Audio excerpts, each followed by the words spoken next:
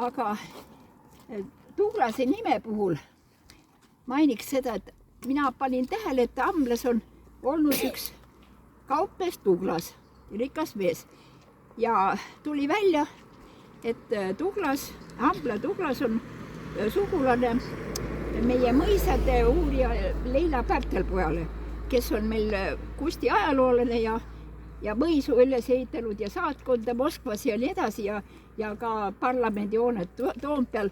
Ja tema hakkas minuga rääkima, et Douglas, et kas kuskilt midagi tule välja. Nüüd ma pöördun need genealoogid teie poole, et uurige seda Douglase nime.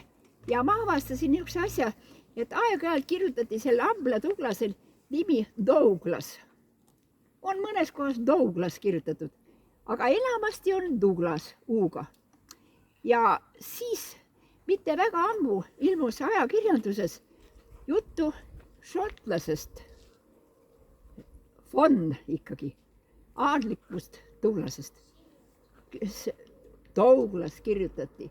Šotimaalt on tulnud Eestimaale Douglase nimeline mees, kes sai Albu mõislikuks ja kellest on räägitud väga halba, ta oli kuri, erakordselt halb mees see, et mitte segada ära Ambla Douglast ja Albu Douglast.